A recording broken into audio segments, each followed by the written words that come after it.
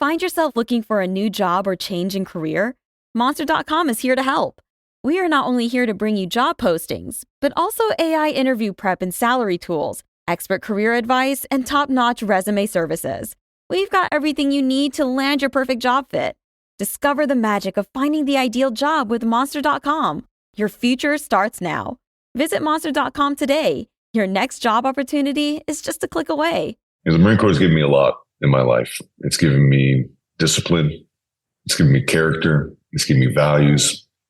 I don't necessarily measure up to all those things, but it is something that is that I have. It has given me a direction in life. It has given me an azimuth to say this is what right looks like, and if you can be like this, then you can be close to perfect as possible. If you want to get a better understanding of the lives and experiences of the American military veteran, you've come to the right place. Somebody asked me, would you go back and do it all over again? Yeah, tomorrow. If I could remember how to start the damn helicopter. Conversations with people who have changed, some even saved this country. Boys crying. I don't want to die. We don't only talk to veterans here. He looked at his executioner and he said, I don't blame you for what you're about to do. I blame this government. But we talk to a lot of veterans here. Sharks would get so close to you, you'd pull up your legs just as far as you could and hold them up out there, keep them shark from getting your legs. I had 4 special court-martials. 4. War is hell, that's all there is to it. My name is Josh Rowe, and this is Tomorrowtown, Tennessee.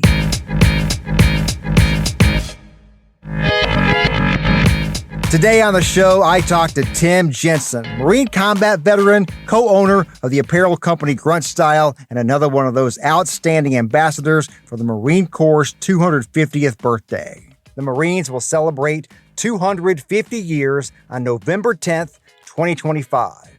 I really enjoyed this conversation with Tim, and I think you will as well. So let's just jump right in, man. Tell me how you ended up in the Marine Corps. What made you want to enlist?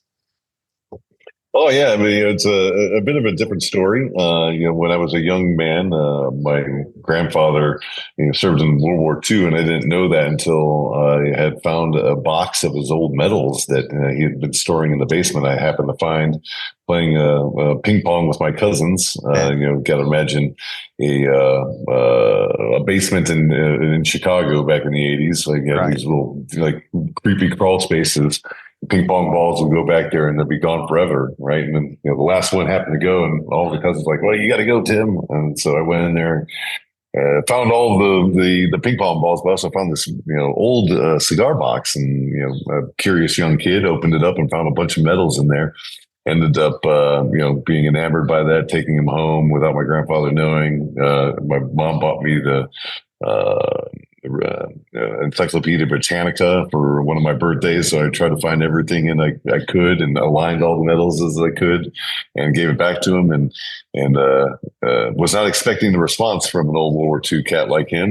He was extraordinarily angry and mad, but that left a significant mark on me. And when my time came, 17 years old, the choice of wanting to go into the military or go to college, I knew I was not college material at the time. So, that moment stuck out in me, and I told my mom that I wanted to be a Marine. So, she was a little taken aback by that at first, growing up in the Vietnam era. She's like, asked me this is what I wanted to do. And, she took me up to the Vietnam Memorial. We were living in North Carolina at the time, and got to see her cry for the very first time, that I didn't cause, where she copied every male that she could remember from her high school that served in that war and never made it home. So that was really the moment I was like, yes, this is exactly why I want to join the Marine Corps, and this is why. And never forgotten that moment. Man, what a powerful moment. I can only imagine what that was like to see a parent care so much about that, to like you said, do the research, go up there and prepare to stencil all the names, those kind of things. I would say it's a bit serendipitous. Like here I am, 20 years, almost 30 years later. And I had to ask my son the same thing. My son said, "Tim or Dad, I want to join the Marine Corps." And I asked him, "Well, son, is this what you want to do?" And he's like, "Yes, this is what you want to do."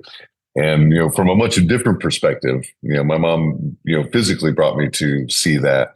I having experienced it myself in combat in Iraq, I just asked my son, I'm like, are you prepared to shoot it and kill another man? And he's like, no. I'm like, well, the Marine Corps is not for you. Maybe you should find something else within the military that gives you the same amount of pride. And he ended up joining the Navy and is now 3 years into his military service on the USS Nimitz. Man, so much in that statement alone. Number one, I'm sure you're proud of your son, but also, telling that story, like you said, are you ready to shoot another man? I mean, that's as we all know, Marine Corps, we're all riflemen, baseline, no matter what your MLS is, you're all trained to do those things. And it's, I was in at a time in the 90s where there's no deployments, nothing big happened while I was in. What year did you go in? I joined in 1997, Paris Island. Yeah, so you were starting right when I was kind of leaving. I remember that moment. There was 5 suicides on Paris Island during that cycle, and I believe 2 of them were drill instructors, which was crazy. They were talking about shutting the island down and sending us all home. Man, I have no memory of that. There were 2 drill instructors and 3 recruits at the time that committed suicide around the time that you were in.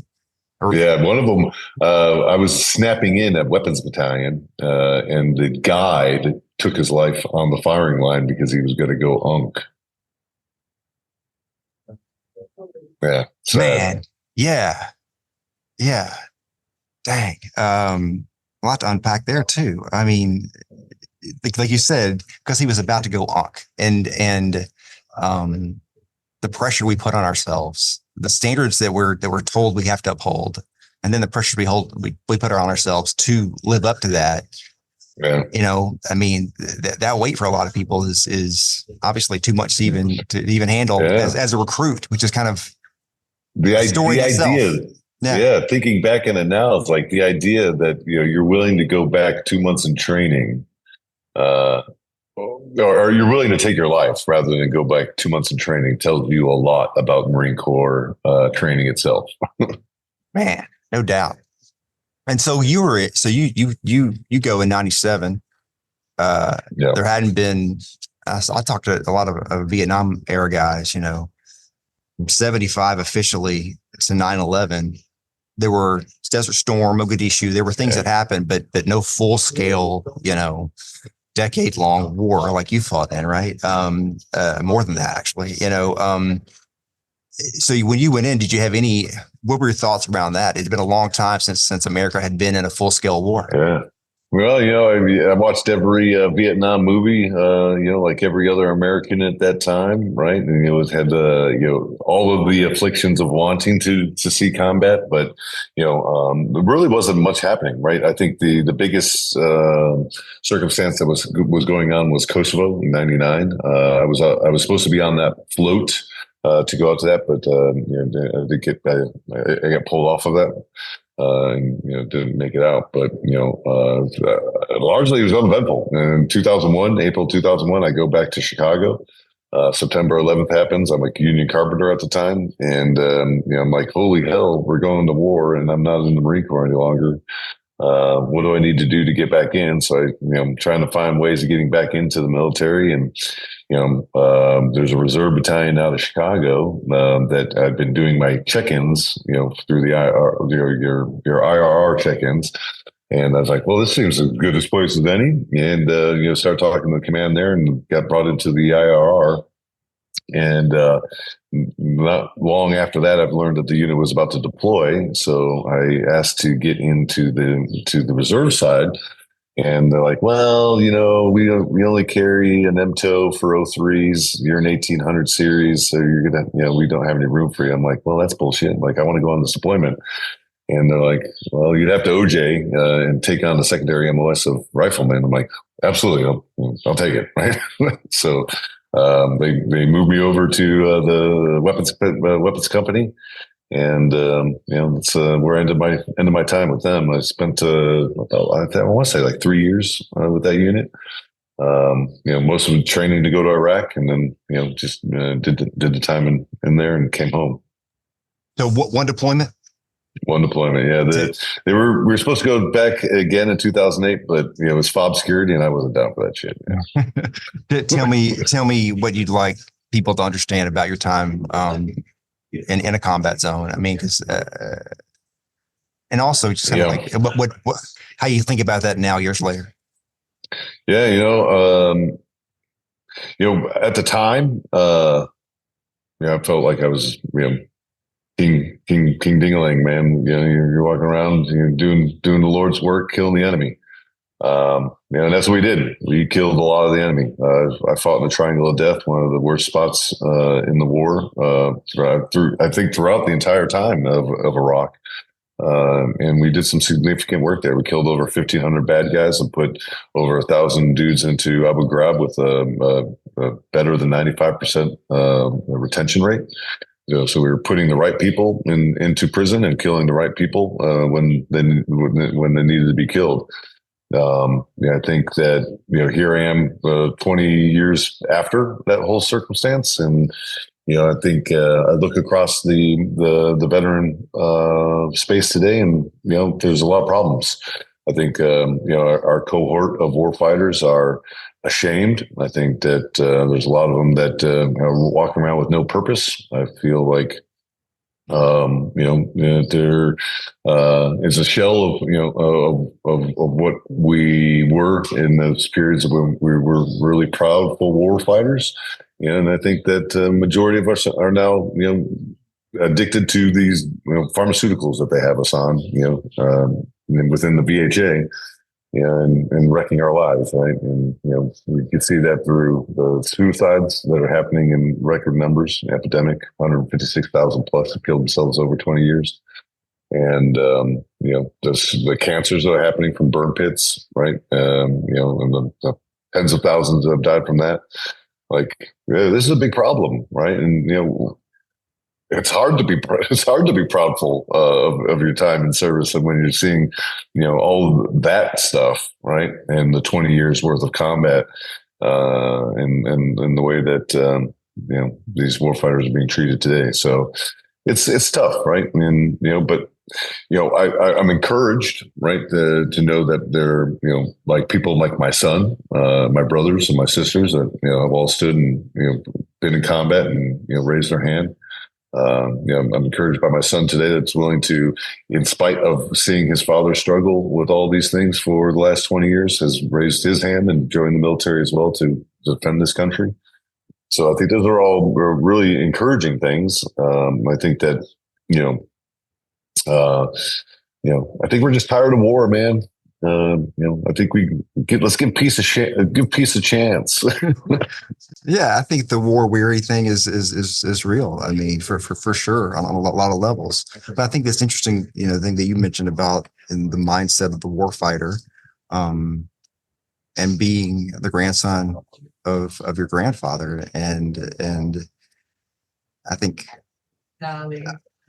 I grew up kind of in the same area you did, a little bit before, but it was definitely, even growing up in the post-Vietnam era, thought about that in a much different way than I think people think about it today. And there's a lot of reasons, why that does exist.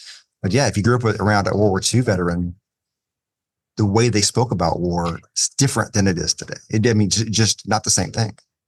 Yeah.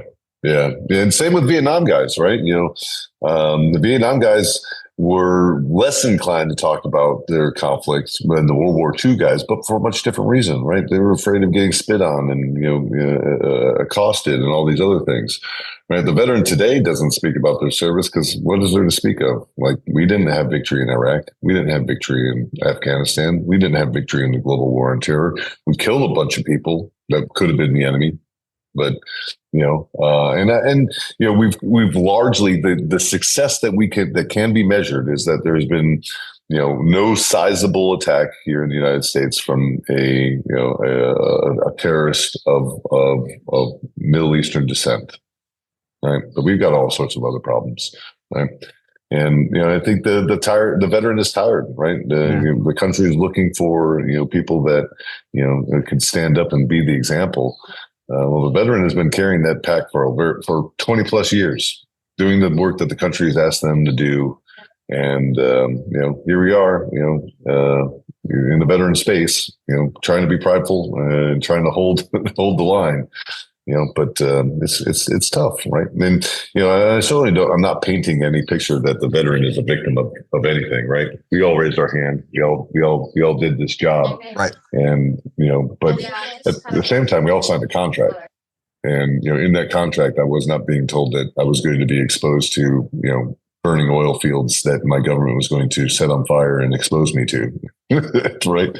They did tell me that they were going to put me into a medical system that was going to overdose me on pharmaceuticals and antidepressants that would likely kill me. They didn't tell me any of that. Yeah. Do you have some lingering health issues from breathing, burn pit, and that kind of stuff? Have you had dealt with that? Yeah. I've got some challenges that I've some autoimmune issues that have just so happened to start within the last 3 years. And you're talking about latency. So some of these issues, specifically autoimmune and respiratory issues of 12 to 15 years from exposure. A lot of my friends are dead from this, right? The guys that I shared bunk space with, right? Have colon cancer, liver cancer. My friend died of lung cancer. My battalion commander's dead of brain cancer. Lung cancer. My battalion XO is dead of brain cancer. There's 30 other individuals that have cancer that have died or surviving or struggling with it today. So it's not a pretty picture, right? And that's just one battalion, right? There's 4.5 million of us that went in and out of those godforsaken places, and 100% of us have been exposed. Yeah. And sadly, you're not the only generation that went through. You got the Agent Orange stuff. You've got the guys who were sent to Marshall Islands to clean up radioactive nuclear waste and that kind of stuff. I mean, this seems to happen over and over and over again. And for whatever reason, we don't stop doing it. Yeah, I mean, it thank God for the PACT Act, man. Like, had we not, picked up the Agent Blues and the Agent Blacks and the Agent Whites, like, I never even knew those things existed until we really started peeling back the onion on that stuff. It's like none of those people, they weren't being protected by the Agent Orange legislation. None of that stuff was even codified, right? So, thank God for that. We were smart enough that we put, to capture all the people that have been harmed from previous stuff, and then put enough legalese in there to say, for presumptives, anybody that for future conflict will never have to deal with this again. Like, God dang. Yeah. Yeah. So man, I could talk to you about this stuff all day long, but I want to talk about a little bit about your professional life, with Grunt Style. And I know you guys have grown that brand. What year did you join? I know you're technically a co-founder, but you joined as it already started. Tell me the backstory of that. Yeah. So the company was founded in 2009 by Daniel Alaric. He's a former drill sergeant in the Army. And the idea was to put military euphemisms, colloquialisms, jingoisms, all those values onto a product. Because what better way than to take those values with you than put them on a T-shirt and sell them into the civilian space, right? So, from 2009 to 2012, that's what Daniel did, to really no big effort, right? There were several instances where he, tried to close the business down because it wasn't doing anything. He tells us one story of, going to Vegas, and if he didn't make $6,700 or $6,000, he was going to shut it down, and he ended up making $6,700 to keep the doors open for one more round. And that's when I came into the picture. I came in folding T-shirts. There was probably 5 employees total at the time, and office space less than 1,000 square feet.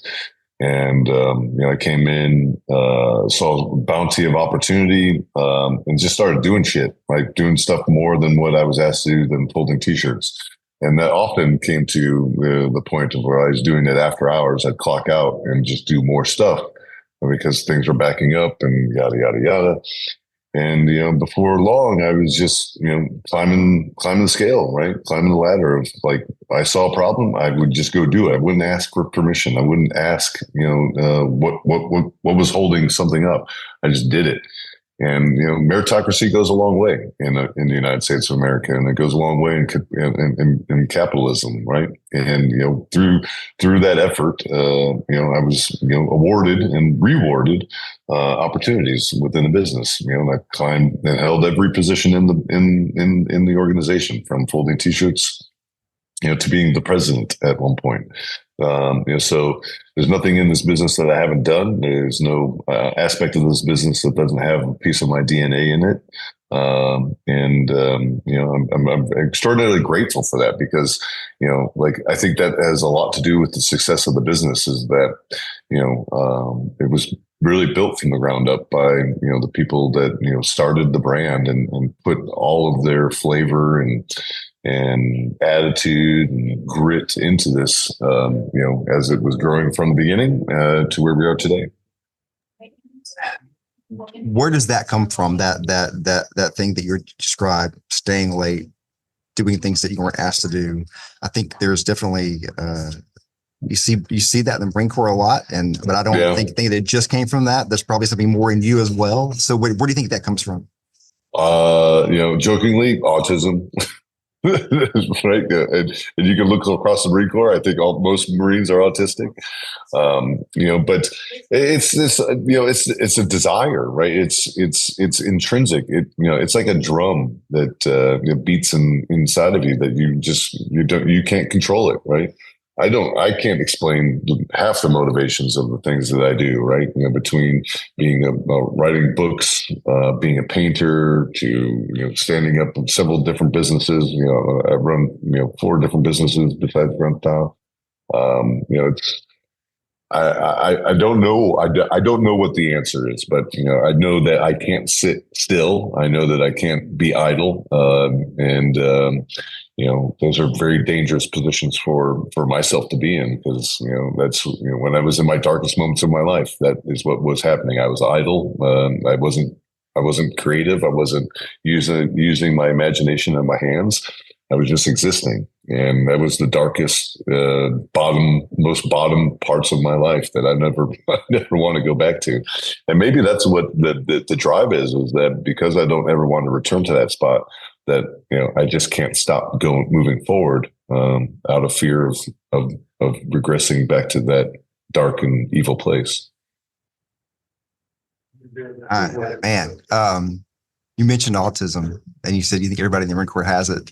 I have ADHD and dyslexia, and there's a lot of things you're saying resonate with me because of the having to figure things out that no one gave me a roadmap for, those kind of things. So I think there's a lot to be said for that. Of, obviously you come from a different place and have, I'm sure, trauma from your combat experience and the different issues, but at the same time, there's a common thread. And I think when I see people like yourself being successful in the way that you are, I think is inspirational. But I think there is a lot to what you just said there. But my wife has joked with me for years about it, right? And then finally, I think it was like 2 months ago, she finally, I broke down and I took the adult, like the RADS test, the adult autism test, and I scored a 162. 160 is high functioning autistic probabilities. So you have no formal diagnosis, but that's what you believe from what you kind of, from that test. I think that's all I need to know, because it answers everything. Wow. Back in my life. Yeah. I don't know if you could keep you all day. I could keep talking about this stuff, but you said you own or part of 4 different businesses. Tell me the other businesses that you operate. Yeah, so there's Grunt Style. There is G3 Dynamics. So it is a competitive marksmanship business. So I put on the United States' largest and most prestigious long range shooting competition called the Mammoth Sniper Challenge. Put that on 2 times a year. It's super, super successful. I think one of the very few private matches that are held on military installations. I also run a business called Rage 6 Games. So I have a degree in game theory and game design. I never used it. So during COVID, I was like, I'm going to start writing. I had this idea in my head for fucking years. And, it's like, dimensionality, fourth dimension, all this stuff. So I was like, I'm going to write it all out. And I finally put it into a game. I set the business in motion in 2022. And 2023 published my first book, my first game. And, so that's kind of just running and doing its own thing. And then the Grunt Style Foundation. I founded the foundation. I'm the president of the board or chairman of the board of that. And, and heavily involved in the day-to-day activity of that as well. So four different worlds that I manage. And then, all of my extracurricular stuff. So I paint, I have a little painting thing to do. And, woodworking, just all sorts of different shit. Yeah, tell me about this. It's my, two more questions here, and I'll wrap it up. But just the platform that Grunt Style, these other things have given you to speak about the things that matter to you. I mean, the burn pit thing, the PACT Act thing, how veterans are seen today, how they feel today. All the things you've done have kind of given you a voice in saying, hey, there's a problem here. This needs to be looked at, but to just tell me about kind of like how you see that. Yeah. Again, I never would have imagined, I would be involved in half the things that I do. Right? If you would have, looking back at my life 20 years ago, like I was a punk kid, man, like doing stupid shit, making stupid decisions, yada, yada, yada.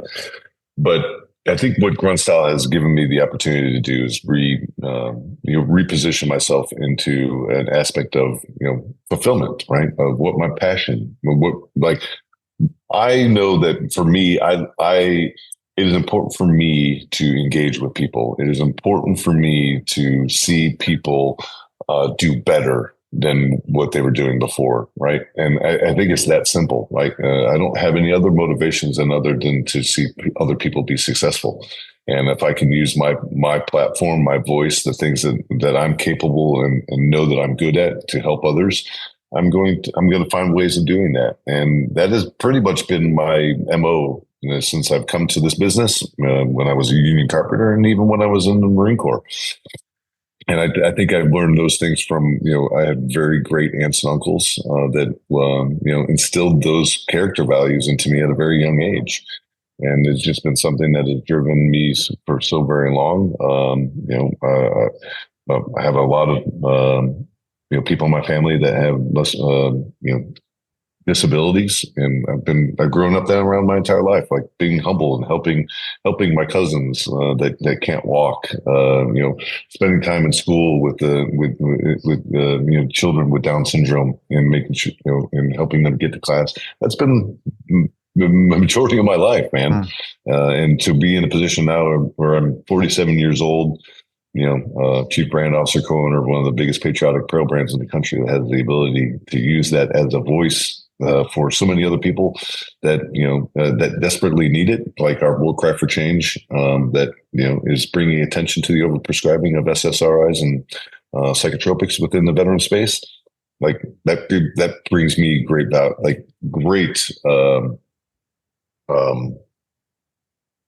like personal value, like it feels like I'm accomplishing something that I'm able to bring these types of conversations to the dinner table across the United States. Right, these are what we should be focusing on, right? But we have a nature in this country to get sidetracked and focus on some of the most stupid and boring shit that doesn't make sense to everybody. But we make the biggest mountains out of these things. So it's crazy to me. Yeah, no, I think there's a lot of value to things that you're talking about and bringing to the forefront for sure.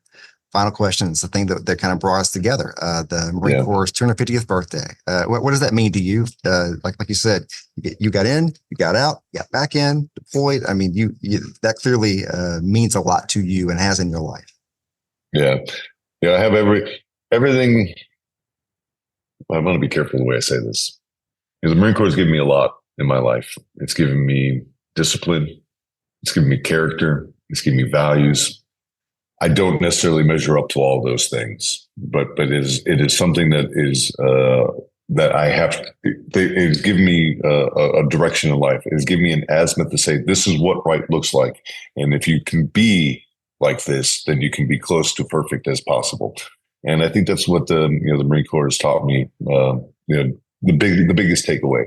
And the second thing that I think I'm grateful for is, being part of something that is 250 years long, right? That is, my name will be with, the annals of many men and women that have done the incredible, that have stormed the beaches of Iwo Jima, right? That have, gone as far as, the Dominican island during the revolution to steal gunpowder that was critically needed for, the colonists at that time period. To think about the Marines at Quai San and the fight that they did in the 75-day siege in Vietnam. Like, those are the caliber of individuals that I get to say that I stood upon and stood with shoulder to shoulder in the crazy place called the Triangle of Death in 2004, 2005, where we got to bring, the first Iraqi national election to a population of people that have never experienced freedom or democracy ever in their entire life, or at least a version of democracy and freedom. So I think that to me is the most profound, contributions that I could say that I've made to humankind as being part of the United States Marine Corps.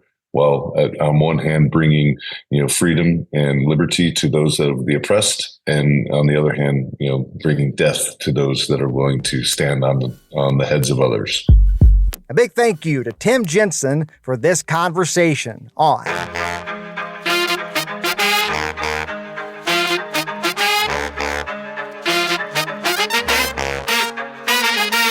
to Morrowtown, Tennessee. This podcast is a production of News Channel 9, Fox Chattanooga, and Sinclair Broadcast Group Chattanooga.